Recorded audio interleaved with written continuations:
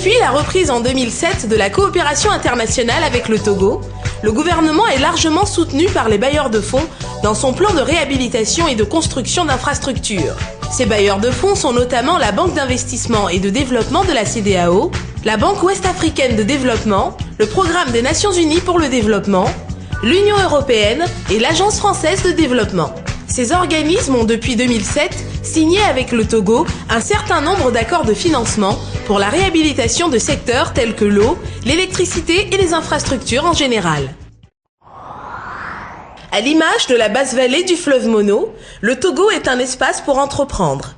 Les phosphates, par exemple, exploités à ciel ouvert, ont longtemps contribué à la richesse du Togo. La relance de cette exploitation est à l'ordre du jour. De la même manière, le secteur du ciment est en pleine reconfiguration. Le projet West African Cement a reçu le soutien du gouvernement qui souhaite que l'extraction de clinker permette de faire passer la production de 1 200 000 tonnes à 2 500 000 tonnes. Carrière, usine de traitement avec conditionnement intégré, West African Cement est un bel exemple de redéploiement industriel. L'essor industriel passe aussi par la réhabilitation des routes pour faciliter le convoyage des matières premières et équipements. C'est pour cela que les ponts d'Amakpapé, de Togblekopé et de Lilikopé, détruits par des pluies diluviennes en 2008, ont été nouvellement réhabilités. Les travaux sont aussi en cours pour la route de contournement des failles d'Alejo au centre du pays.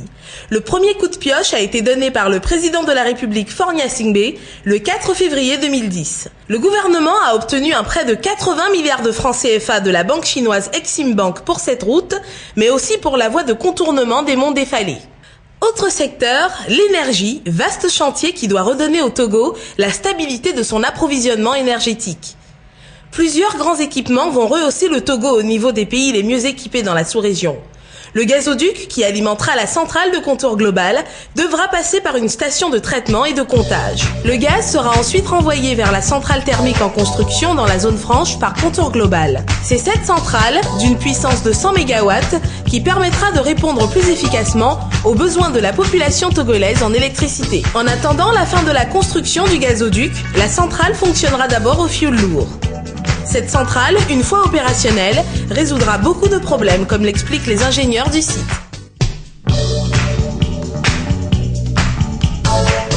Après la mise en service de cette centrale, le Togo aura quand même 100 MW de disponibles qui pourront être injectés dans le circuit du pays, ce qui permettra à beaucoup de zones éloignées de Lomé d'avoir de l'électricité. C'est un projet qui a été mené par le gouvernement togolais pour suppléer au déficit de production électrique. Et donc cette centrale électrique devrait permettre de répondre à la demande en électricité et de pouvoir produire une énergie suffisante aussi bien pour les particuliers que pour le secteur industriel. Tout ce qui est rejet d'huile, de fioul ou d'eau souillée, tout sera traité sur site, soit brûlé, soit éliminé par des appareils spéciaux, et nous ne contaminerons pas ni le sol ni l'air ambiant. Des analyses de gaz sont prévues tous les mois.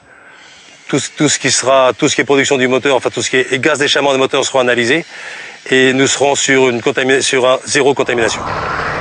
L'État a aussi engagé des rénovations dans son patrimoine immobilier ou la création de nouveaux équipements, comme par exemple le bâtiment des douanes situé à la frontière d'Aflao avec le Ghana.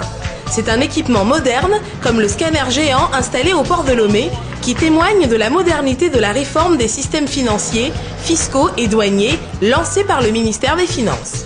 Dans les zones urbaines, les marchés sont aussi compris dans les projets de rénovation. Au grand marché d'Adolata, au centre de Lomé, les magasins ont été repeints, les artères à l'intérieur du marché bitumées et les trottoirs pavés. Ces travaux ont facilité la circulation dans ce lieu très fréquenté. Rénovation encore au marché d'Amoutillé. Les sols et les toits ont été refaits et des caniveaux ont été construits pour évacuer les eaux de pluie, ce qui permet d'éviter les inondations. Le marché dispose de latrines, ce qui contribue à son assainissement.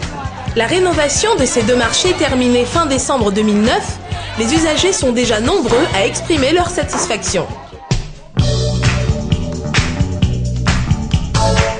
Dans la zone d'Adaoulato, là où nous sommes, les travaux du marché, ça a été un travaux parfait. Nous sommes vraiment ravis des travaux du marché. Avant, il y a l'eau qui coule sur nous, sur les marchandises partout, quoi. nous ne sommes pas à l'aise.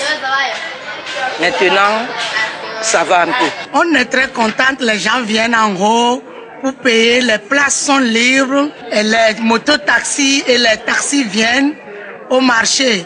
Vraiment, on est très contents. Bon, ils ont fait les goudrons, les fossés et puis beaucoup de travaux, tels les pavés et tout. Bon, les travaux, vraiment, nous sommes vraiment ravis. Oh, avant, les routes sont trop saturées. Les gens qui portent les bagages là, il faut les bagages des gens. Si les gens viennent d'intérieur pour payer là, il faut les bagages des gens. Maintenant, la place est libre. Il y avait de l'embouteillage, les voies étaient tout petites. Bon, avec les goudrons, les voies sont vraiment libres maintenant. Pendant les fêtes, l'embouteillage qu'on voyait avant, il n'y en a plus comme ça. Il y a trop de l'eau. Partout. Maintenant, tout ça va. Le marché est bien propre parce que chaque soir, on fait l'entretien du marché. Et il y a beaucoup de gens aussi qui viennent payer chez nous aussi. Bon, la sécurité aussi, c'est très bon. Les marchés sont connus pour être de hauts lieux d'échanges commerciaux. C'est aussi le cas du port autonome de Lomé, où s'effectuent toutes les activités portuaires du pays. Le port dessert également les pays du Sahel, leur permettant d'importer et d'exporter des marchandises par voie maritime. Pour que toutes les activités se déroulent correctement, le port dispose d'un équipement de pointe. Il est par exemple équipé d'un scanner, grâce auquel on voit ce qu'il y a à l'intérieur des containers sans les ouvrir. L'État, à travers la société Lomé Container Terminal, a lancé un projet d'agrandissement du port de Lomé. L'objectif est d'en faire un port international performant qui pourra accueillir de très grands navires et servir de liaison avec les ports voisins. C'est la société Heroes Lackner AG qui mènera ces travaux. Selon Tim Sander, le directeur de projet, étendre le port le rendra beaucoup plus compétitif. Si vous avez vu la situation là, sur la route internationale qui traverse le domaine du port, elle est très préoccupante parce qu'il y a dans les 600-700 camions par jour qui stationnent et qui encombrent la route.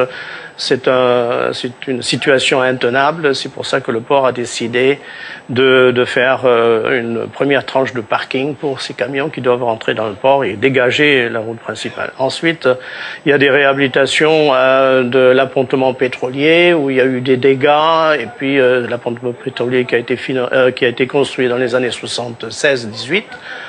Alors, rien n'a été fait depuis, alors ça veut dire il y a plein de travaux, de réflexions à faire. Ça rouille, nous sommes soumis à une très forte corrosion ici près de la mer. Ensuite, il y a un autre volet qui s'occupe de l'installation électrique, rénovation des stations de transformation, remise en place des câblages, des distributions, etc. pour que le port soit performant et concurrentiel vis-à-vis des autres ports. Ensuite, il y a d'autres projets d'extension du port, entre autres la construction d'une grande darse pour les porte-conteneurs du futur, actuel et futur, qui va permettre de faire un transportement de conteneurs jusqu'à 1,5 million de conteneurs par an.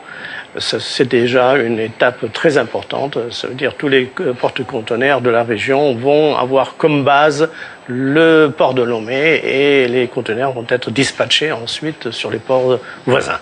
Ordre de grandeur dans les 250 millions de dollars à peu près en ce qui concerne les infrastructures maritimes, à peu près la même chose pour les équipements portiques, conteneurs, tout ce qu'il faut là pour exploiter convenablement ce terminal. Le Togo malheureusement n'a pas pu profiter des 15 dernières années de l'appui des institutions internationales. Il a beaucoup souffert, mais depuis l'arrivée du nouveau président, on sent bien une évolution très très positive en ce qui concerne toutes les rénovations nécessaires, la décentralisation, rénovation de l'administration et les projets qui vont se faire.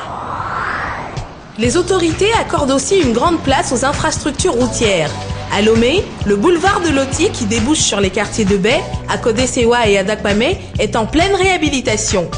2,4 km de route à pavés. Les travaux sont financés par la Banque mondiale à hauteur de 660 millions de francs CFA. La rue Améma Kalebla dans le quartier d'Amoutivé est en cours de pavage. Les travaux sont menés dans le cadre de la deuxième phase du projet de pavage des rues et d'assainissement dans la ville de Lomé, initié par le gouvernement et financé en partie par la Banque ouest-africaine de développement. Dans le cadre du projet Environnement urbain de Lomé PEUL, lancé par les autorités pour rendre la ville salubre, des caniveaux sont construits pour faciliter l'écoulement des eaux usées.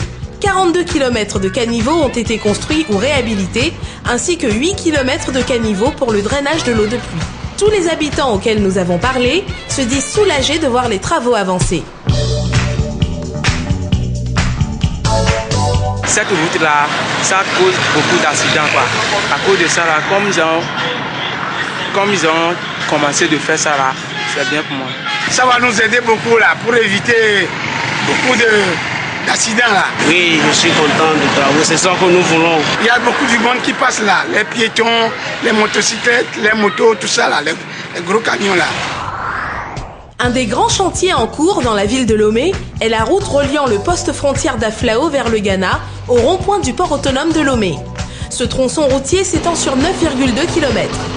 Les travaux sont financés par la Banque ouest-africaine de développement à hauteur de 5 milliards de francs CFA. À la fin des travaux, la route disposera d'une double voie de 9 mètres de large de chaque côté. À terme, elle rejoindra la frontière avec le Bénin à Ila-Kondji. De jour comme de nuit, les équipes de la société Colas et de ses partenaires sont au travail. Les travaux avancent vite, faisant espérer que bientôt, cette nouvelle route bitumée sera ouverte à la circulation.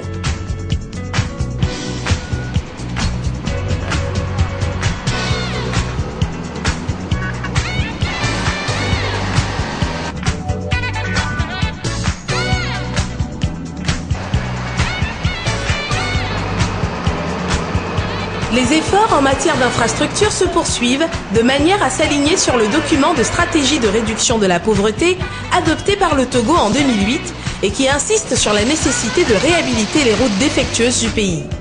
Un important objectif à atteindre, sachant que les infrastructures constituent un préalable à la relance économique d'un pays.